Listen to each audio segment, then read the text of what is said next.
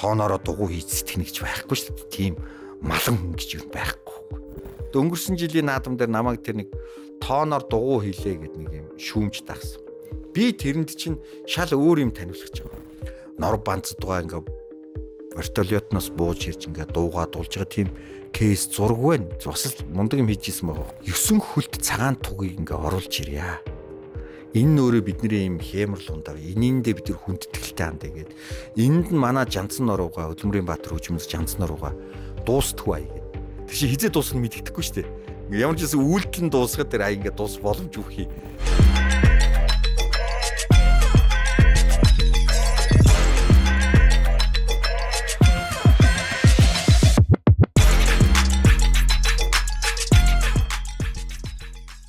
Үзэгчдээ өнөөдрийн мэндийг хүргэе. Илтгэн подкастын нэгэн дугаар эхлэхэд бэлэн болоод байна. Өнөөдөр бидэнтэй ярилцахаар Улсын драмын эрдмийн театрын захирал, найруулагч Намнамгийн Наранбаатар хүрэлцээрээд байна. Өнөөдөр надтай хамтран хөтлөгч Баясгалан. За сайн байцгаана уу? Сайхан үйлчж байна уу? За сайн байна уу? Сайхан үйлчж байна уу? Сайхан үйлчж байна. Өнөөдөр бид танаар Монголын үндэсний үзэл болон соёлын урлаг, театр урлагаар дамжуулж хэрхэн илэрч байгаа, мөн залуу үед хэрхэн нөлөөлж байгаа талаар ерөнхий голцоо ярилцсанаа. Тийм. Тэгээд ерөнхий яриагаа бол одоо жоохон том зургаар наваад ярих гэж бодож байна. Ерөнхий соёл, өв уламжлал одоо улс орны тусгаар тогтнолд хэр чухал зүйл юм. Ер нь энд одоо тайзны урлаг, ерөнхий урлаг, уран бүтээлүүд ямар байр суурь эзэлдэг юм гэдээ яриагаа эхэлчихье гэж бодож байна. За баярлалаа. Одоо нэвтрүүлэгтээ подкастнда өөрсөн явдалт их баяртай байна. За тэгээд та бүхний өнөөдөр ингэж ярилцах сэдэв маань бас их миний мэрэгжилтэд хийж байгаа албатай ойрхон учраас энэ тухай бас сайхан ярих гэж бодож байна л да. Тэгээд хамгийн түрүүнд одоо ингэж эхлэхэд ингээ хүн төрлөختөн үүссэн цагаас ахуулаад нэг яриа явж штт тийм ээ. Одоо соёл, за урлаг гэж ярьж байна. Тэгэхээр хамгийн түрүүнд бид нар ер нь урлаг гэж ер нь юу юм? Юу хэлээд идэг юм? Соёл гэж ер нь юу хэлээд байгаа юм? За дээрэс нь өв соёл гэж ярьж байна. Өв уламжлал гэж ярьж байна. Зан заншил гэж ярьж байна. За хамгийн гол юм бол альва соёл хизээ үүссэн юм бэ ч тийм үү? Тэгэхээр соёл, урлаг хоёрын аль нь ангатагч вэ гэсэн ингээд асуултууд гараад ирж байна. За тэгээд нэг 4.5 тэрбум жилийн тэртээ бол одоо ингээд энэ дэлхий үүссэн. За тэгээд нэг 200 мянган жилийн тэртээс одоогийн хүн төрөлт бид үүссэн гэд үзэх юм бол ингээд овгийн байгууллага гэл нийгмийн олон шатлуудыг авч явсан байгаа. Дамжаад. За энэ дунд ингээд олон үндэстэн бий болоо, задран бутраад тэгээд дахин бий болоо. Өнөөдөр бол нэг дэлхий дээр нэг 200-аад улс үндэстэн оршин тогтнож мөр зэрэгцсэн энэ цэгэр гариг дээр бол амьдарч байна. Энэ дунд бол бид нар юугаараа хоорондоо ялгардаг вэ гэхээр үндсэндээ бол хэл. За тэгээд өөрсдийн өв соёл, зан заншил. За тэгээд энэ зан заншил, өв соёлоо бол одоо өөрсөндөө тээгээ тэрийгэ урлагаар дамжуулж ялгарамжаа бий болгож түгээж байгаа. За тэгэхээр соёл, урлаг хоёрын аль нь ангатагч юм бэ гэвэл мэдээжээр бол урлаг нь бол ангатагч байж таарна. Яагаад гэвэл урлаг өөрөө юм сэтгэл хөдлөл таашаалаас бий болдог учраас яах юм аргагүй. Зүгээр бид хүний нийгмийн хамгийн ихнийх одоо тэр хүү нэгдлийн үе гэж тооцоод үзье л да. Хүү нэгдлийн үед одоо мэдээж ингээл агууд амьдрын, зарим нь одоо ингээд тал нутагт доошоогоо одоо ингээд газар ухаад одоо гэрийн үүсэл гэж ярих юм бол доошоо газар ухаад амьдарч ийсэн гэд янз бүрийн хэлбэртэй. За тэнд тохиолдолд хамгийн ихний хэрэгцээ бол за жилийн 4 улиралтай халуун үүдэн болдог гэвэл тэрийг дисэн давж гарах нэгдүгээр шаардлага байх. За дараагийн шаардлага бол амьд байх. Амьд байхын тулд өлсөхгүй байх. Идэж хоолтой байх гэл. За тэгээд идэж хоол бол одоо нин тэргүүний хэрэгцээ юм бол тэрэнд ингээд шууд аваад худалдаад аваад идэх боломжгүй учраас анд явах асуудал гарч ирнэ. Анд явна гэдэг нь өөрөө эрсдлийг дагуулдаг. За одоо юу гэдгийг эхлээд одоо танаа группийнхэн одоо омгоос анд явж. За тэгээд тодорхой хугацаагаар явна. За тэрний ард нэг хэсэг хүмүүс үлдэн, ихэнх нь хүүхэд, хөгшөд, эмэгтэйчүүд үлдчихэж байгаа. За тэгээ ингээд яваад ам бүтлгүүтэх тохиолдол байна. Хэрвээ бүтлгүүтсэн тохиолдолд сургаггүй болсон тохиолдолд тэр отог омог бол одоо өлсөж, өлбөрч өгөх магадaltaй. За тэгээд сургаггүй болохоор дараагийн одоо группийг бүрэлдэхүүнийг явуулна. За тэрэнд маш их ихтгэл найдвар өгнө. Ягаад гэвэл тэр ингээд одоо таслагдвал одоо өхөлтөд тулах аюултай. За тэгээ ингээд яваад нөгөө хэд маань бол мэдээж тухайн цаг үеийн том биетэй арслан заамаа одоо том биетэй одоо өхөр одос өхөрч байд юм ингээд ангуудыг ангуулчин тэд нар нэлээд зэрлэгчсэн хүний гарт ороогүй байгаа учраас агнахад нэлээд тактик хэрэгтэй. За мэдээж тэр үед хил ярианы ямар нэгэн тогтоц бий болоогүй. Илүү их тийм дохио зангаагаар ойлголтуудаа авдаг. Монгол хэл, орос хэл гэдэг юм байхгүй шүү дээ. Тэгэхээр нэг авээ зүүнийг хэмнэл бол байгаа. За тэгээ ингээ яваад ангаа одоо хідэн хүний чим эрсдэл амь насыг алдаад нэг ангаа ямарчсан аваад ирж. За тэр хоорондор бол тэр отог омогт бол нэг тийм түгшилт бий болчихж байгаа юм л доо. Тэгээ тэр ан хизээ амжилттай болсон болов уу болсон болов уу. Тэрийг ингээ өглөө бүхнийг тэнд үлдсэн үнийг ингээд алсыг хардаг тийм ээ. Саравчилдаг ирж гэнэ үү. За тэр нэг өглөө босоод одоо ингээ харсан чи тэртех одоо алсад хэсэг бүлэг хүмүүс нэг анги одоо ингээд дүүрээ юм уу ачаад ингээ ирж ижээ. Яг магадгүй ингээ тэр амьдралын эцсийн мөч болгож байгаа үед тэр ан бус нөхдүүд нь хань ижилсүүд нь ингээд амьд ирнэ гэдэг бол асар өндөр сэтгэл хөдлөл. Маш их баяр хөөр. За ингээд ойртох тусам ингээ хараад байсан чи мөө. За нөгөө манай омгийн нөхдүүд мөн байх шүү. Тэгх тусам одоо их баяр хөөр, баярлах сэтгэл хөдлөл бий болж байгаа юм л доо. За тэгээ ирсэн. Нэрэл нөгөө хэд байна. Гэхдээ тэр дунд ингээд зарим нэг нь бол байхгүй байна. Гэвч одоо ямар ч юм идэх хоолтой боллоо. Тэгээ идэх хоолтой болсон учраас тэрэнд ингээд сэтгэл хөдлөл маш их өндөр байна. За тэгээд хамгийн түрүүний одоо сонирхож асуух юм бол одоо ингээд энийг хэрхэн агнаваа гэдэг асуулт гарч байгаа юм л. Тэгээ тэр асуултыг ингээд мэдгүй тухайн цаг үе ингээ аваа зүгээр ингээ асууж байгаа юм гэсэн юм ингээд. За тэгээ нөгөө нөхөр хариулахын тулд тэрийг биеэр үйлдэж үзүүлж байгаа. Одоо нэг өнөө цагаар болвол одоо жүжигчний урлагийн хамгийн ихний элемент болох итүүдээр үзүүлж байгаа. Ингээ дээрээс ингэсэн өндөөрөөс ингэсэн агуугаас үргээсэн ч байдаг юм. За эндээс бол одоо хамгийн анхны театр урлагийн жүжигчний урлагийн элемент гарч байгаа чинь тий. Тэгээд үнэмшин. Тэгсэн чи яг тэр нэг нөгөө хүн болгон адилгүй хүлэг болгон жороогүй хчээ тэрийг ойлгохгүй бас нэг нөхөр биш. Нэг нөхөр нь ингээд дагуулад ингээ хадан дээр очиод нэг ирмэгтэй чулуугаар ингээд зурж үзүүлж байгаа. Тэгэхээр нөгөө нөхөр сая ойлгож штэ. Ингэж одоо ангаа авалсан юм байна гэд. Тэндээс ингээд дүрслэх урлаг үүсэж байгаа жишээ. Тэр одоо хадны сүг зураг гэд манахаас олдож байгаа. Гайхамшигтай байгалийн галерей хүртэл биш үү? Одоо Баян Үлгэн аймгийн Цингэл суманд 20 км үргэлжилсэн тийм өвөрмц тогтцоо явж байна. За тэгээд орой болно. Энэ их баяр сэтгэл хөдлөлийг ямар нэгэн байдлаар илэрхийлэх ёстой. Тэгэхээр нэг юм аваагаар ингээд дуулах хэрэг гарч байгаа юм л та. Тэр нэг баяраа тэмдэглээд үлсэж өг.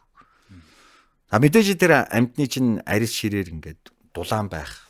Одоо хувцсны одоо ихний элемент бол нөмрөх, хүнжил болгох ч гэдэм ингээд юм. За тэр үед ингээд тэр нэг дуу юм ингээд дуулахаар нэг юм химнэл үүсэж байгаа юм. Тэгээ тэр химнэлийн магадгүй нэг тухайн үед арай нэг юм мэдрэмж өндөртөө нэг ингээд хатсан арьсан дээр ингээд цохоод ийм одоо бит гаргаад тэгэхээр тэрийг мэдээж тэнд галаа хүн галаа эзэмшсэн гэж үзье л та.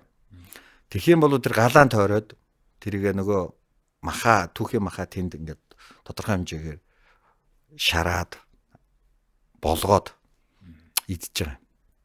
Тэгээ гисэн зад. Тэгээ тэр дуу авиан дээр ингээд хөдөлгөөд. Тэгээ нэг нөхөр ингээд нэг дагаад ингээд хөдөлж байгаа юм л та. Тэгээ ингээд бүжгийн урлаг үсэж байгаа жишээ. Подкаст ивент итгэгчээр Чанбун торго брэнд болон Хаттын ойл брэндүүд хамтран ажиллаж байна. Чанбун торго брэндийн хувьд бол бүх төрлийн торго давуу бүс барааг хаач явахгүй хямд үнээр санал болгодгоор давуу талтай бөгөөд Хаттын ойл брэндийн хувьд бол бүх төрлийн бэлэн хувцас дээл цамцыг чанартай материалаар хамгийн хямд үнээр бас санал болгодог юм байгаа шүү. Хэрвээ та дэлгэрэнгүй мэдээлэл авахыг хүсвэл подкастын description хэсэг болон Чанбун торго Хаттын ойл брэндүүдийн албан ёсны пэйж хуудасаас нь авах боломжтой. За нөгөө талд ингээд дууны урлаг нь хизээ үүс юм бэ гэхээр би боддгийн хүн төрлөختний хамгийн анхны дуу бол ээжээс гарсан гэж үзэж байгаа. Мэдээжээр хүмүүсэд үр төлөөс нь гарна. Тэр өөрөө нялх учраас шүн уйлна. Тийм ээ? Тэрийг тэр ээж хүн ингээд нэг аваагаар ингээд дуулаад. Гэтэ юмнаас битгий айгаараа гэдэг утгаараа бүү аа гэдэг. Гэтэ анх бүү аа гэж үгүйсэн бол мэдэхгүй. Гэтэ ямар нэг аялгуугаар. Тэгэхээр тэр хүүхэд тайвшраад унтж байгаа юм л. Инхээр бол энэ их хүнээс гарсан бүүэнд бол хамгийн анхны дуу юм а гэж. За тэгээд ингээд дууны урлаг чинь тэндээс ингээд цаашаа хөгжих хэрэгтэй шүү дээ. Тэгэл уртын дуу, богны дуу, сонгодод унтдаг гэж. За ямар ч тач ингээд урлаг бол хүний ахуугаас үүдээ сэтгэл хөдлөлөөс асар өндөр сэтгэл хөдлөлөөс бол урлаг үүсэж байгаа. Асар эртнээс. За гэхдээ энд өөрөө ингээд цаашаа давтамж болно. Дараа жил дахиад идэж дуусан дахиад анж явна. Тэгээ анж яваад ирэхээр ан амжилттай болохоор нөгөө юма хийж эхлэх нь шүү дээ. За баярлахаараа 2 гараа бариад юм ингээд. Тэгтсмаа ингээ арай хөгжөөлээ. Дараа дараагийнхаас. Тэгээ нэг хөдөлгөөн нь арай урлагтай болгоол. Одоо юу гэдэг ансамблтай болол. За энэ ингээд цаашаа ингээ өвлөгдөж ингээ явахыг бол бид нар юу гэх нь өв уламжлал гэдэг байгаа байхгүй. Баярлахаараа нэг ийм аваагаар дуулдаг, бүжгэлдэг. За тэгээд тэр нэг хатан дээр зурж анх үзсэн чинь тэрийг арай боловсронгуй болгож зураад ингээд урд. Нэг ёсны энэ өв уламжилчин өөрөө явж байгаа соёл болж байгаа юм л та. Тэгэхээр эндээс юу гэсэн дүгнэлт гарч ийн вэ гэхээр урлаг өөрөө ангатгч юм гэж. Тэгээ боловсруулагдана. Тэрийг хөгжүүлнэ. Тэгэхээр урлагийг их товчхондоо тодорхойлох юм бол их ойлгомжтойгоор хэлэх юм бол урнаар сэтгэж сайхнаар үзүүлэх гэсэн томьёол дээр очиж байгаа. Мэдээж дэлгэрэнгүй танилцвал бол их цаг аав. Тэгэнгүүт соёл гэж юу юм бэ гэхээр хамгийн сүүлд одоо ЮНЕСКОд одоо соёлыг юу гэж тодорхойлсон бэ гэхээр хүн төрлөختний ололт материалог болон оюун санааны үнэт зүйлийг соёл гинэ гэж байгаа. Тийм үү? За тэгэхээр хүн төрлөختөн янз бүрийн зүйлийг олдог боловч зарим нь энэ он цагийн урсгалд хаягддаг. Жишээ нь юуг хизээ үснийг бол би мэдэхгүй. Одоо хүн төрлөختөн бол нэг ийм соёлд автцчлаа шүү дээ бүгд. Мэдлэгтэй ингээ гар барьдаг. Ямар ч улс үндэстэй байсан. Өөрснийхөө тэр дипломат чанарыг хадгалахуднаас. За тэр хаанаас гарсныг бол мэдэхгүй. Гэхдээ энэ бол ингээ хүн төрлөختөнд тогтчихлоо шүү дээ. Ямар ч. За хувцсны хувьд гэх юм бол эрэгтэй хүн бол одоо Европоос гарсан тэр костюм тэг өмсөх юм бол бие бинийгээ хүндэтгэж байгаа хүндтгэл. За эмэгтэй хүн бол их сайхан даашин өмсцэн. За тэгэхээр энэ соёл өөрөө энэ нь бол ололт болчихж байгаа. Гэхдээ материаллог үнэт зүйл гэж юу юм бэ гэхээр бидэнд ирсэн энэ хувцс унар, малга, ахуй соёлоос үүдсэн бит болон бит бус үүд баг. За тэр урлагаар дамжсан хувцсны эскиз, тийм ээ, хийцлэл, тухайн байгаль газар зүүн байршлаас бий болсон дүр төрх бүхий. Одоо магадгүй дэх үед ингээл буган одоо тотемиг шүтдэг овгийнх мол ингээл иврээр одоо малгаагаа хийхч байдаг юм уу? Чон сүлттэй овгийнхан чонын одоо толгой бүхий малгай тэр ихэмлэн дээлж байгаа малгаан дээрээ тэрийгэ тусгахч байдаг юм. Ингээд энэ урлагаар дамжуулж соёл өөрөө түгээгддэг байна. Мөн соёл өөрөө бэхждэг. Соёл өөрөө цаашаа өргөн болдог. За тийм учраас соёл гэдэг бол илүү их том ойлголт юм. Нэг ёсны соёл бол хүний тархитай ирдэг гэсэн чиглэл гарч байгааз. Урлаг хүний сэтгэл хөдлөл бол зүрхтэй ирдэг. Заавал сэтгэл хөдлөл. Тэгэхээр сэтгэл нь хөдлөж дараа нь тархи руугаа сигнал өгөх гээд байна да. Ойлгож, тунгаах, эргцүүлэх, ухамсарлах гэсэн асуудал. За энэ зарчмаар бол ингээд хүн төрөлхтний урлаг соёл бол явсан байх жишээ. Тэрний одоо хамгийн гол одоо хөшүүрэг нь бол одоо утга зохиол. Хүн утга зохиолоо бид нар яриад аман зохиол байсан бол тэрийг ямар нэгэн билгээр хооч үедээ үлдээхийн тулд хилцүүн хувьд нэг тогтсон ойлголттой болох хэрэгтэй юм байна. Хилцүүгээ бичиж тэмдэглэдэг юм үсэг тэ болох юм байна гэд. Ингээл нөгөө хөгжлий чи явц. Тэгээд магадгүй хүн төрлөختөнгөд өөр өөрийн гэсэн хэлтэй, өөр өөрийн гэсэн тэргээ тэмдэглэгээ хийдэг бичих соёлтой болчихж байгаа. Гэхдээ тэр бичиг соёлоор тэмдэглэж байгаа бүтээлүүд маань өөрөө гайхамшигтай хувь заяаны тухай өгүүлдэг. Эсвэл түүхээ өгүүлдэг. Түүхийн бичээсээ зарим үед цаас гараагүй үед бол одоо хад чулуун дээр бичиж үү. Хадны бичээсүүд гэдэг одоо зөндөө юм байна шүү дээ, тийм ээ. Ингээл одоо энэ өв соёл нөгөөх маань зан заншил болоо явчих шүү дээ. Тэгээ зан заншил чи хөгжин. Хөгжихэд тэр түлхүүр нь бол урлаг байгаад байгаа байхгүй. Тэр явж байгаа хин нэгэн тийм хүн төрлөختний өөрийнх нь нэг юм жам биш хин нэгэнтэй дурлцах ёстой. Гэр бүл болох ёстой. Эхлээ зүгээр ингээд зүгээр суучдаг юмсэл тэрэнд ёслол болдог болно.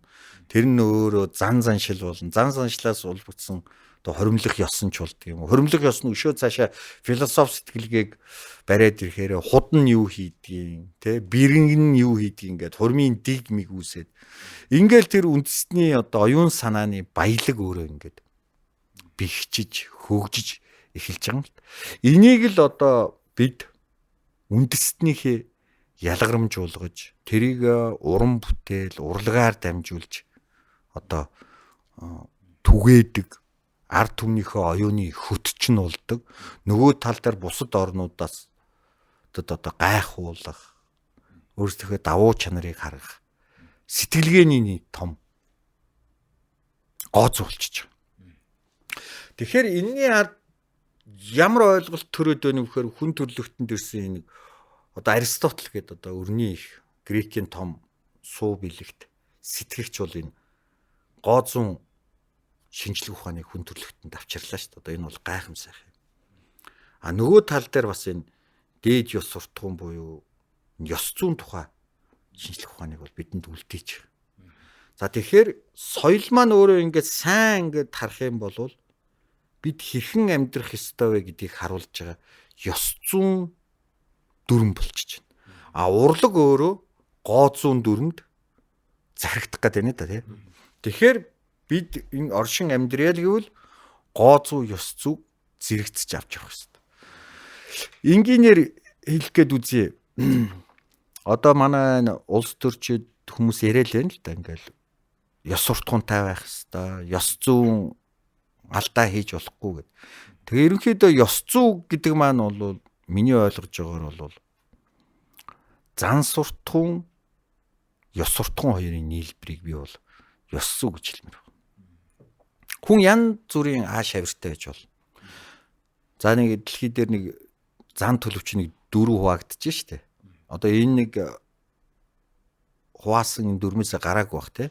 Сангвиник, хологорг, флегматик, мэлэн хойлог гэсэн ийм дөрвөн зан төрийн төлөвт хүн төрлөختөө өөрөө хуваагдчих. За тэгээд тэр дотор ч энийг ингээд тодорхойлцсон мó те. Цовоо, сэргэлэн, түргэн уур, уцаар, муцаартай гэдэг. Гэхдээ энэ зан төлөвийг хянах гэж нэг асуудал байна. Би ийм ааштай гэл одоо хүнд гаргаад иж болохгүй шүү дээ. Тэр өөрөө ухамсараа хөтлөгдөөд зан суртахууны хим химлийг бий болгож байгаа юм. Нэг ёсны бид хоёртой уулзахдаа би ийм ааш авиртай хөө. Хамаагүй танаа нэвтрүүлэг гэж болохгүй шүү дээ. Бусдыг хүндлэх. Бусдыг хүндэлж өөрийгөө хүндлүүлэх асуудал гарч ирнэ. Ер нь хүндлэл гэдэг чинь өөрөө бүх юмний ёс зүй гоо зүүн эхлэл байхгүй. Миний эрх бусдын эрхээр хязгаарлагдана гэж одоо манай үнд сүүлэнт байгаа шүү дээ. Энэ заалт ч айгүй утга төгөлдөр заалт байхгүй. Тийм учраас аливаа юмд хүндэтгэлтэй хандах. Харь оронд очоод аялж явсан ч тухайн орны ёс заншил, ард иргэд, дүрм журмыг хүндэтгэх ёстой шүү дээ. Энэ бол өөрөө ёс зүйнгийн эхлэл. Мөн тэрний ард одоо ёс зүйн гол бас нэг суурилсан ойлголт бол зөв буруугийн тухай ойлголт байна. Зөв буруу. Юуг бид нэр зөв буруу. Тэгэхээр ёс зүйг нэгдүгээр баримтлах юм байна. Соёл нь өөрөө. Нөгөө тал дээр урлаг бол өөрөө гоо зүг чухалчлаа. Гоо зүг гэдэг бол үндсэндээ нэг 4 категорид оршиж байгаа юм л да. Ерөөс төр урлагийн гол. Бид нар энэ урлагаар дамжуулж сайхан муухайгийн тухай хүмүүст үзүүлж байна.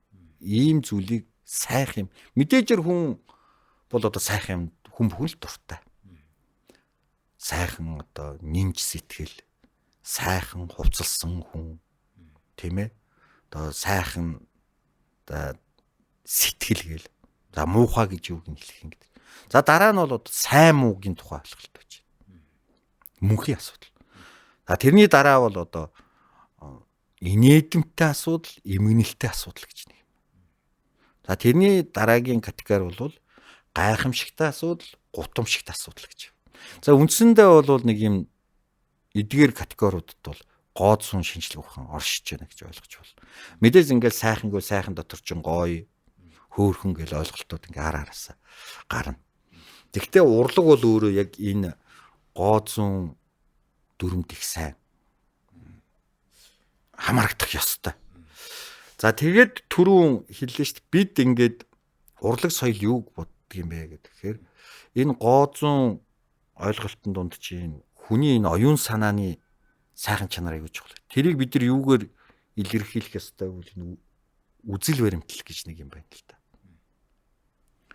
Юуг жигсэн зэвүүцдэг, юуг өөгшүүлэн дэмждэг, юуг үнэт зүйлээ гэж үздэг, юуг бахархлаа гэж харддаг, юуг нандиндаг, юуг бас шүтдэг юм бэ. Тэгэхээр ингэхээр тухайн үндэстэн өөрөө энэ үндэсний үзэл баримталтай болох ёстой болж шít.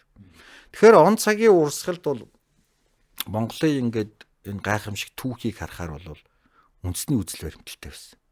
Үндэсний үзэл баримтал нь бол хоёрынтой бол маш өндөрт одоо мандан бадарсан гэж хэлээ. Тэр нэг нь юу вэ гэхээр одоо ингээ Монголын түүх чинь баг 3000 жилийн түүхтэй болох гэдэг шүү дээ. Яг энэ Монголыг бидний одоо өвөг дээдсүүлсэн хүмүүчүүд гэдэг 2500 жил одоо бүр цаашлах чинь ингээ түүхийг сурвалж байгаа юм бол энэ хугацаанд одоо манай эртний өмнөх 209 онд бидний өвөг дээдс болох хүнүүгийн их ха модон шаниугийн үед бол энэ үндэсний үзэл баримтлал бол их өндөрт тавигджээ.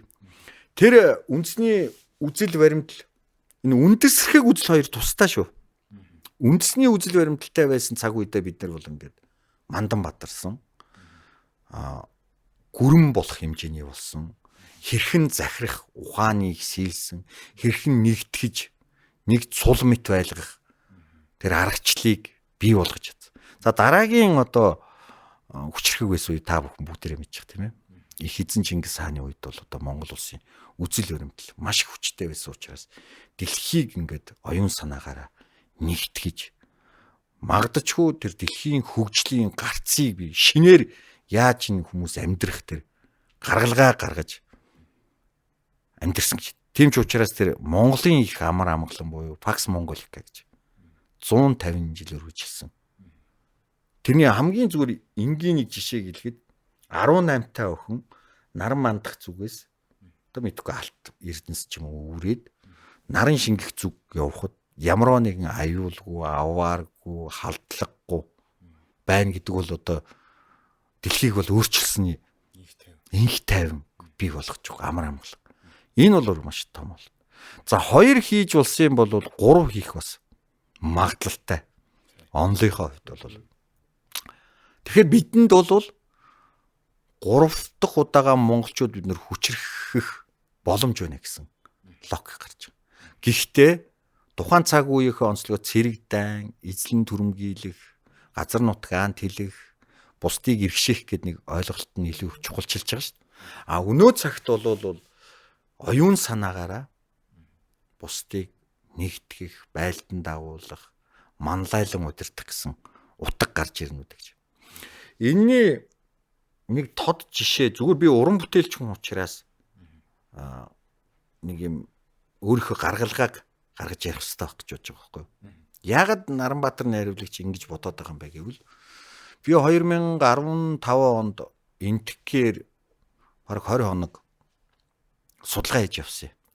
Тэр судалгааг хийж явахдаа ерөнхийдөө одоо та бүхний сайн мэдэх одоо бурхан багш тийм ээ. Шагж мөний шагж явгийн. Одоо нэр нь бол Сидхарта гэдэг шүү дээ.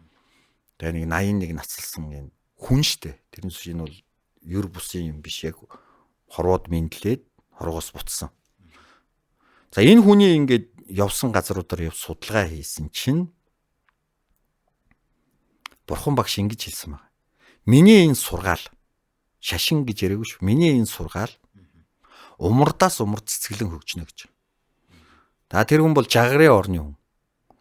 Тэр умард, дараагийн умард гэдэг нь бол цастын орн буюу төвдийг хэлсэн байдаг юм байна. Тэгээд умардаас умардад гээд тэр 3 дахь сүүлийн зогсоол буюу цэг нь энэ манай Монголыг хэлсэн байна. Нэг ёсны бид бурхан багшийн ерөөл талбиснаар гэдэг юм уу? Эсвэл бурхан багшийн лүндэнгээр юм, бурхан багшийн одоо тоомлол алсыг харсан юугаар бол ирээдүйд цэцгэлэн ерөөлөөр л цэцгэлэн өгчих юм байна. Тэрний нэг тод жишээ бол энтгэд явж байгаад нэг юм сонин гаргалгаа болсон юм. Бурхан багш 65-аас 69 наснда одоогийн энэ Монголын нутагт ирж ном альцсан гэсэн нэг тийм мэдээлэл байна. Тэрний тод жишээ нь юу вэ гэхээр Хүнүүгийн үеийн одоо манай нийт эрдэмтэн Гүнжин Сүхбаатар номон дэр байгаа. Нэг Хүнүүгийн үеийн гунгийн дуу байгаа юм. Алтан хүнээ алдаад бид итгэл үнэмшилгүй болов. Мойн уулаан алдаад хатад охид минь оо ингэсэхгүй болов гэсэн нэг дуу байгаа. Тэг ингээд сурвалж хөөхөөр тэр алтан хүн гэж нэрлээд байгаа дүр төрх нь бурхан багшийг хэлсэн байна. Саяхан одоо та бүхэн мэдж байгаа бах. Манай нэртэй эрдэмтэд археологчид Булган аймгийн Сэлэнг суманд Сэлэнг мөрний хойно байрлах 2.3 м Далхвандан гэж нэрлэж байгаа нэг юм чулуун юм хийцэл бүхий шүтэн байна. Энийг бол тогтоогоод энэ бол Хүнүүгийн үеийн 2300 жилийн тэртээ үлсэн бурхан багшийн хөрөг юм а гэж. Мэдээж эрдэмтэд бол олон талаас нь шинжиж байгаа. Тэр гарын хөдөлгөөн, чакра, биеийн хилэмж гэдэг. За энэ бол яхаа аргагүй алтан хүн юм а гэж. Өнгөрийн өргөн сонголттой, үе хоож төвлдөх чанартай, үн өртөг багч, үлэмжийн тансаг, торго, дурдан таныг хүлээж байна. Бид танд бүх төрлийн торго, давуу, хүүхэд хөгшдийн, эрчүүдийн, бүсгүйчүүдийн дээл хүрм зэргийг хаанч байхгүй хямдун өргөн сонголттойгоор санал болгож байна. Ирээд ав, өмсөд үз, хүрээд шалга, чанар, хямдун хоёр хаана байна гэвэл энд байна. Манайхайг модны хоёрын хойд улзуур буюу Төв гандагийн баруун хойд талд Чандман торог нэрийн доор үйл ажиллагаагаа явуулж байна. Чандман торог. Тэгэхээр энэ дараагийн одоо нэг баталгаа нь юу вэ гэхээр бид нар чинь ингэж байгаа ш түүхээ ингээд судлаад яхаар бурхны шашин бол одоо ингээд хожуу орж ирсэн гээл үзээл те. Тэгтээ шарын шашинтайгаа холж ирнэ манайхаж. Гэтэл Завхан аймгийн 2022 онд Завхан аймгийн Ямаа усны язгууртны булшнаас сангийн бопер болтчихж байгаа. Энэ сангийн бопер бол одоо эртний хүнүүчүүд буюу монголчууд бурхны шашинтай байсны нэг бас баталгаа болчихж байна гэж харж байгаа. За мэдээж энэний дараа ингээ өшөө янз бүрийн олон баримтууд гарахыг үүсэхгүй. Юутаач хатугай бурхан багш гэдэг хүн болвол манай нутагт ирсэн юм байна, ерөөл тавьсан юм байна, адис жанал өгсөн юм байна, шинжчихсэн юм байна гэсэн ойлголтууд гарч ирж байгаа. Тэгэхээр бид нар бол дээхэн үед бол бурхны шашинтай байж гэж. Бурхны ханаас ч юм те. Тий, Чингис ханаас ч юм. Тэгээ Чингис хааны одоо Чанчин бомбтай ярьсан яриан дээр их шаниун одоо сургаалаар их шаниун бодцсныг би цааш нь өртөөчлөн авч явна гэсэн утга бүхий өгүүлбэрүүдийг хэлж гин гэхээр Чингис хаан өвөг дээдсээ сайн мэддэг байсан байна. Тэдний философи сэтгэлгээг сайн ойлгодог байсан юм байна. Тэрийг бас өртөөчлөн авч цаашаа уламжлан нөгөө төрөний уламжлан авч хөгжүүлж авч явсан юм. Гэтэл тэр цаг үед ч одоо ном бичиг дэвтэр байгаагүй яаж мэдсэн бэ гэсэн асуулт гарч байна. Энд бол нэг хоёр төрлийн мэдээлэгч байна гэж би үзэж байгаа. Нэг нь бол би өөрийнхөө мэрэгчлэлтэй холбоо. Нэг нь бол одоо дэлхийд бол одоо театр бол нэг 2500 жилийн өмнө эртний Грект үүсчээ гэж байгаа шүү дээ. Грекийн театр гэдэг үуч одоо үздэг байр гэсэн үг шүү дээ, тэ. Тэгээ ер нь бол театрын хэлгүүд ер нь дандаа грек үгтэй сцена гээл тавцсан гээл ингээл. Тэгвэл манад энэ театрын элемент ус. Тэр нь хинбэ гэвэл туйл хайлагч, туйлч байна. Туйл хайлагч бол тусгай бас хүмүүс байдаг. Нэгдүгээр их ой тогтоолт сайтай, угшилтай. Мөн тэрийг дэлгэрүүлэх чадвар их одоогор бол авьяастай. Тим хүмүүс байсан байна. Тэгээ тэр хүмүүс тэр туйлаа болохоор илүү их одоо гэрт туйл хайлна гэж байна. Гэрийн акустик тааруулж. Тэгээ тэр мундаг туйл хайлагчийг бол эртний отог овгийнхан аймгийнхан бол хошуудынхан ч юм ингээд залж гуйдаг. Тэр нь ямар утга учиртай юм бэ гэхээр үр хүүхдүүдтэй түүхээ сонсгох гэж байгаа байхгүй. Тэгээд урилгыг авсан хүн ирэхэд тэр хошуу газрынхан ингээд бүх ажил албаа зохицуулаад адуу малаа эртхэн тавиад сайл сүгээд дуусгаад тэр гэрт ингээ галын дэргэд туулчийг хүлээж идэг. Тэгээд туулч орж ирээд бүтэн сар хайлтдаг гэж байгаа байхгүй. Тэгтээ тэр чинь бүтэн шүнжэнгөө хайлахгүй. Яг одоогийн нөгөө сериал кино шиг хамгийн эзэгтэй мөчтөр зогсдог. Тэгэхээр нөгөө туйл сонсогч маань маргааш шиг хурдан болохын төлөө тисэн яддаг. Эзэгтэй мөчтөр зогсооцсон учраас. За энэ мэтлэнгээр тактикаар ингээд туйлаа хайлаад дуусахад өвөг дээдсийнхээ юу бодод санаж явсан юм. Юуг чухалчилдаг байсан юм. Юугээрээ бахархдаг байсан юм. Юуг үнэт зүйлээ гэж үздэг байсан. Юуг үзэн яддаг байсан юм. Ямар зан чанарыг таягдан хаягдах тухай боддог байсан гэд энэ сэтгэлгээнүүд чинь тэр туйлын дотор явждаг. Гэхдээ ихэнх Монголын энэ туйлууд бол дандаа баатарлаг байна. Эцэстээ бол ерөөл талбах буюу сайн сайхнаар дуусдаг. Монгол одоо туйл гэдэг бол үлгэр домгийн шин чанартай тийм ээ. Одоо миптэй холбоотой. Гэтэл Европт бол одоо Эллада Одиссей гэдэг одоо туйл гэж байгаа шүү дээ. Энэ домгийг бол дэлхийн хамгийн анхны уран зохиол гэдэг. Гэтэл тэрнээс өмнө бид нар туйлтай байсан. Яг л бид нар судалж амжааг байсан. Яг тэр эдэр дэлхийд төрүүлээ за. Тэргээр нь одоо Холливуд ч юм уу Одиссей баатарын тухай кино байдаг. Элладагийн тухай тэр Трой хотын тухай кино шийгээл түгээн дэлгэрүүлээд урлагаар дамжуулж. Би яагаад түрүүн нэг суурилгаж ингээд түгээгдэв. Одоо бид өөрснийхөө энэ баялаг, энэ оюун санаанд байгаа энэ өвийг түгээх хэрэгтэй. Түгээхдээ төрийн оролцоотойгоор дэмжлэгтэйгээр эсвэл бизнесмэнүүдийн эх орноо гэсэн үндэснийхөө үйлдвэрлэгч гэхэд хүмүүс зүгээр л жижигхэн мануфактур хийдэг, гутал мутал хийдэг гэж. Үндэсний үйлдвэр чинь бидний бүхэл энэ өв соёлыг түгээх гэж байгаа урлаг соёлын бүх хүмүүс орж байгаа шүү дээ. Эдгээр энэ дэрийг анхаарлаа хандуулах хэрэгтэй. За ингээд энийгээ түгээхээр өө Монгол гэдэг чинь бүр эртний өв соёлтой, эртний хүмүүс бүр охин юм байна гэдэг юм юу ирэх хэрэгтэй байхгүй юу? Ойлголт. За ингээд туйлч гэдэг хүн маань бол нэг тийм яруу тансаг хүн байна. За тэгээд туйл маань өөрөө яаж туйл болдго юм бэ гэхээр нэг 5 шинжээг агуулж байгаа. Нэгдүгээр тэр туйл бол өөрөө яруу найргийн хэлбэрээр бичигдсэн байдаг. Сээжлэгдсэн ч гэдэг, өвлөгдсөн байдаг. За яруу найргийн тэр айзам хэмнэлтэй. За та бүхний сайн мэдхээр толгоо холбох, сүүл холбох гэдэг.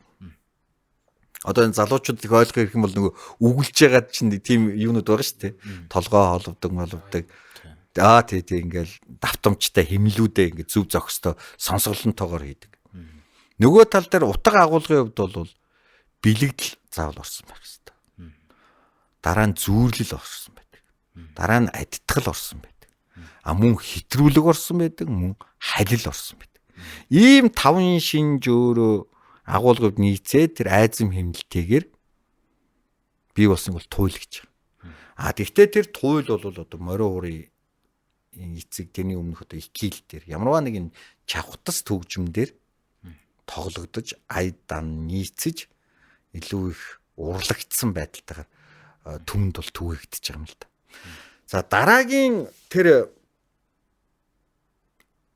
өв тээгч маань хэн байсан юм бэ гэхээр би бол энэ бөөнөр гэж үзэж байгаа байхгүй юу? Бөөгийн ёсон. Нэг ёсны тухайн одоо улаач хүн маань өвөг дээдсийнхээ онгоц сахиусыг өөрийн биеинд оруулаад Тэгээд тэр онг сахиус тухайн улаачийн бие хил эргэтнээр дамжуулж түүх ярьж байгаа байхгүй. Ихэнх одоо мундаг гэхдээ би жинхэнэ бөөнөрийн тухай ярьж шүү. Удаа. Жинхэнэ бөө удагнууд бол маш их сургаалын юм ярьдаг. Бид ингэдэг байсан. Ийм имийг чухал байглаан хайрлах, их дэлхийтэйгэн зөв харьцах, эцэг ихэн хүндэтгэх, ах дүүнэрээ нэгтгэх. Ерөөсөө энэ том философик юм. Тэгээд яавал бид залхуугүй байх, ажилсаг байх, амьдралаа зөв авч явах, амьдралын жаргал гихч ухтгууныг юу гэж ойлгох юм. Ерөөсөө энэ тухай бол тэр онг ярьж. Төрөний хэдүүлээ буцаад нөгөө цэг дээрээ очивол Чингис хаан нэг бол туйлчаас их олон юм сонсч байна. Чингис хааны дараах нэг аргасан урч гэдэг байгаа шүү дээ. Тэр Монголын нус товчийг бичлэлцэн гэдэг. Нөгөө тал дээр мэдээж тухайн цаг үед бол төрийн тэргүүний хажууд бол төрийн их зайран гэж байдаг гэсэн тийм ээ. Хөгчүү бөө буюу тэв тэнгэр гээл тэгээ хорч бөө мөгөл. Тэд нар бол одоо тэдний онг сахиус. Би одоо хажууд нээсэн байгааг болох мэдэхгүй зүгээр байсан бол яг ийм сургаалыг өвгдээцийн захиасыг хэлж дамжуулдаг ус. Тийм учраас Чингис хаан өөрөөсөө дахиад 1000 жилийн тэртех их шаниугийн бодол санаа үзэл баримтлалыг ярьсан байж. За тэгэхээр тухайн үндэстэнд юу чухал вэ гэсэн бидний яриг ингээ бацах юм бол үзэл баримтлал аюу чухал байгаа. Одоо би танаа нэвтрүүлэг залуучуудаа зориулагдсан тэдэндээ танин мэдхгүй бодол санаанд нь нэгийг бодогдуулж хоёрыг тунгаах нөхцөл хайрлыг бол бид нар эндээс эхлэх хэрэгтэй байна. Одоо хэдүүлээ яг өнөөдрийн нөхцөл бидний Монгол гэдэг үндэсний үзэл баримтлал гэж юм байна уу? Тэр тухай хүүхдүүд, залуучууд маань хэр их мэдж байна? Мэдлэгийн хувьд цогц байна уу? Ойлголт маань хэр их байна гэдэг ингээ асуултууд гарч байгаа. Гэтэл чин одоо тухайн үндэсний үнэт зүйл гэж юу юм бэ гэдэг одоо бид нар тогтоохгүй болохгүй болчиход байна. Алийг үнэт зүйлээ гэх юм бэ? Эргэлзээтэй мэдээж бод сансан юм байгаа баг. Тэгтээ бидний нэг. За энийг бол одоо ингээд соёл урлагийн их сургуулиас олон эрдэмтэнтэй би тэр үед соёл урлагийн их сургуулийн тузын дарга байсан. Манай сонин тогс захирал санаачлаад ингээд маш их сайхан юм эсэ. Энэ бол нэг яг монгол хүмүүсийн тооны хувьд бол 9-ийн тоог их бэлэгдэг. Тэр утгаараа ингээд 9 үнэт зүйлийг гаргасан. За тэр донд бол хамгийн түрүүнд монгол хүн та өөрөө хамгийн үнэтэй зүйл юм а гэж. Бид ч одоо ингэ хамгийн их яриад байгаа шүү дээ. Ингэ хүний хөгжлөө хайцсан гэл аюух ярьж үнэн шүү дээ одоо тий. Монгол хүний сурж боловсрох, эрдэм мэдлэгтэй болох, ирээдүйдээ итгэлтэй байх энэ нөхцөлийг чинь бид нар хайчаад байгаа байхгүй. Эрүүл байх. Тийм учраас энэ хувь хүний хөгжил дээр бид нэр анхаараагүй учраас өнөөдөр та нар бүхэн харж байгаа байх. Facebook, гэлдэм дээр мараалгүй, ёс суртахуунгүй, ёс зүйгүй, гоо зүгүүгээр энэ нийгэмд дураараа яригч нар тэрийг өөрснөө инфлюенсер гэдээ нэрлэлсэн нөхдүүдийн хит их одоо задгайрал бий болсон. Энд чинь хүний оюун санаанд очиж байгаа шүү дээ. Тэртээ дэргүй хүн төрлөختөн хөгжиж байгаа учраас ийм дэлхийн өнөөдөр нэг ийм цахим гар утсанд багтцсан байж байна. Энийг үзэхээсээр харахгүй. Зарим мэдээлэл эн чинь сайн талаар ашиглавал маш их хурдтай юм шүү дээ. Маш хурдан мэдээлэл солилцох. Тэгтэл энийг чинь ингээ буруугаар ашиглаж байгаа хүмүүс бас маш их байна. Тэгэхээр энд чинь хувийн хөгжлийн асуудал ярьж байна. Мэдлэг боловсрол, ёс суртахуун, ёс зүй, хүмүүжлийн тухай асуудал хүртэл. Тэгэхээр тэр үн цүлий чинь хамгийн Монгол хүн та хамгийн үнэтэй зүйл гэхээр зөв талаас аягүй чухал байсан байгаа. Энийг бол би зөв гэж. Дараа нь бол одоо Монгол төр маань гэдэг. Хамгийн төр гэдэг үг бол та бүхэн жаа. Яг юу хэлэх юм бэ гэхээр аягүй хэцүү шүү дээ. Гарт баригдахгүй. Нүдэнд харагдахгүй. Нэг юм ухтхан байгаа шүү дээ. Тэгэхээр төр гэдэг бол газар шороо, ард түмэн, засаглал гурвын, удирдлага гурвын нийлбэрийг төр гинэ гэсэн ойлголт гарч байна. Хамгийн сүүлийн тайлбар. Тэгэхээр одоо зарим нэг хүмүүс ингээл төрөө юм уу өстой төр юм байж байгаа царай мэрэг. За тэгэхээр нэг тэр энэ сайн 3 багц нэг удирдлагын тогтолцоог шүмжлээд байна да. Гэтэл бас тэр дунд та өөрөө байгаа гэдгийг бүү март. Ард түмний нэг идсэн та мөн бизтэй. Өөрийгөө бас харааж болохгүй те. Бас нөгөө тал дээр энэ газар шорооны асуудал байж байна. Газар шороо байгаа учраас бид энд оршин байгаа байхгүй. Тэр газар шороог чинь бид нар маш товчноор хэлэх юм бол унсан газар, угаасан усаа бид нар юу гэж нэрлэв? Эх орон гэж нэрлэв. Нөгөө тал дээр эх орон гэдэг гол утга учир бол эцэг их. Тэр эцэг их байхгүй бол та байхгүй. Та бас байхгүй. Их үсвэрч. Бүр даа ялангуяа их хүн бол их орон. Ягаад их орон гэж нэрлэдэг юм бэ гэвэл орон. Эхийн хөвлөд хүн 9 сар тээгдээд энд ингэж амьдраад тэр усан дотор тэгээд энэ хорвоо хөрслөхийд мэдлээд явж байгаа учраас тэр хамгийн анхны орн нь бол эхийн одоо алтан хөвлий буюу одоо сав шим байгаа байхгүй. Тийм учраас бидний ижигээ маш их хайрлах ёстой энэ эх орн. Эцэг ихээ бид нар хайрлах чадвал эх орноо хайрлах үндэс бий бол. Ерөнхий ивент тэтгэгч Чандман Торго, Хаттын гоёл. Эх орныгоо одоо прагматик ойлголтоор авъя гэвэл унсан газар, угаасан ус. Буюу одоо энэ бидний байгаль дэлхий. Энэ хилээр заагдсан сая 500 м2 газар шороогоо хайрлаа. Гуравд нь бол эх орн гэж юу гэх юм бэлэхээр би бол юу гэж хэлж байгаа юм. Таны зүрх. Гэхдээ эргэтний тухай яриаг үгүй. Монголын төлөө цохилох зүрхийг чинь хэлж байгаа. Одоо манай алдартай өдөрдөгч Хатанбаатар Магсарч бол тэгж хэлж байгаа шүү дээ. Монгол хүн гэж та өөрийгөө хэлхийн тулд Монголын төлөө цохилох зүрхтэй вэ гэж. Зүгээр би хаа чинь Монгол цустай байж болно. Тийм үгүй юу? Монгол ээжээс төрсөн. Тэгэхдээ таны зүрх чинь өөрөө Монголын төлөө цохилж ивэл та өөрийгөө Монгол хүн гэж хэлдэг гэдэг чинь өөрөө эх оронч үзлийн би нэг 3 ийм чулуу тулгын уран чулууг хэлэх гээд энэ нэвтрүүлгээр чинь дамжуул. Ингэж байвал та ихийгээ хайрлж гин үү? Энэ газар шороогоо хил хязгаарт энэ газар шороогоо хэр их хайрлж гин.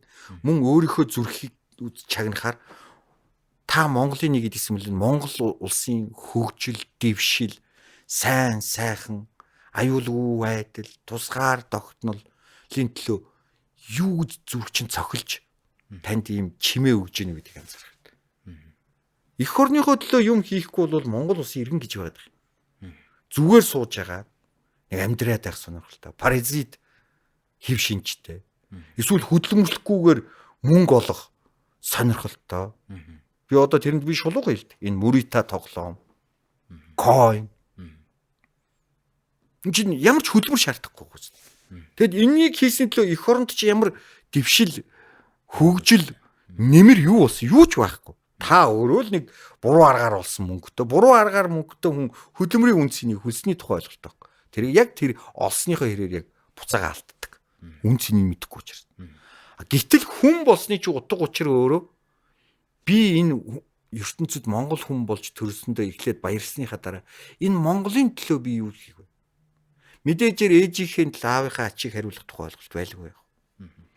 Гэхдээ магадгүй чи том зургаараа эх орныхоо төлөө хийсэн үйл чинь эцэг ихийнхээ ачийг хариулж байгаа. Айгүй том боломж واخгүй. Нэг ёсын энийг би энгийнэ тайлбар та зөв амьдраад сайн сайхан ажил мэргэжилтэй, эзэмсэн мэргэжилтэй эзэн болоод хүний сайн хань болоод өрх гэрээ зөв авч яваад зөв буруугийн зөвийг чухалчлаад сайн муугийн сайныг чухалчлаад ингээд хорвоог туулах юм бол энэ бол эх оронд хэрэгтэй. Нөгөөд нэг хувийн хөгжилтэй ч би ярьж байна. Эцэг ихэд энэс илүү жаргал байхгүй. Эцэг их миний ачиг хариул тэгмээр байна, тийм газар зугаалмаар байна гэж ярьдаг эцэг их байхгүй баг. Зүгээр л үр хүүхэд нь сайн явах юм бол тэрийн шиг одоо жаргал байхгүй, тэрийн шиг ач хариулт байхгүй гэж би хэлэх гээд байна. Нэг ёсны эхийнхээ эцгийнхээ сэтгэлийг зовоохгүй байвал тэгэл энэ бол хамгийн том сайн үр хүүхдийн хэв шинж гэж би хэлдэг. Тэгээ байнгын цэрэг дайны цэрэг татаад хугацаагүй цэрэгт байх ч одоо хэцүү үстэй. Тэгэхээр тэрийг бэлтгэлтэй байлгахын тулд энэ наадмаар дамжуулж бэлтгэлийг хангаж шít. Ихийг мэддэг гэж өөрийгөө бодж ивэл бас их сурвалжтай юм бичиж яг хэрэгтэй. Хин нэгний гутахаас ил. Бас тэгээд тэрийгэ бичгээсээ өмнө өөрийгөө та өөрөө юу хийсэн бэ гэдгийг эхлээд асуух хэрэгтэй. Тэгээд өнгөрсөн жилийн наадам дээр намайг тэр нэг тооноор дугуй хийлээ гэдэг нэг юм шүүмж тагсан. Маш хурдан тэрэг өөрөө гэр болох энэ нөхцөлийг л ард түмэнд харуулах гэсэн баг. Ийм одоо зураглал бүхий одоо их уран сэтгэмжтэй ард түмэн байсан юм а гэдгийг л тэр наадам дээр харуулах гэж оролдож байгаа. Тэрнээс биш тооноороо дугуй хийж сэтгэнэ гэж байхгүй шүү дээ. Тийм малан хүн гэж юу байхгүй. Уран бүтээлч хүн өөрийнхөө эмзэглэл дээр уран бүтээл төрөвд юм л та. Би одоо ээжигээ алдаад яг жил болж байна. Их дагаж, цус, эцэг дагаж яс гэдэг. Алган дээрээ бөмбөрүүлсэн айлын хооронд үрсэн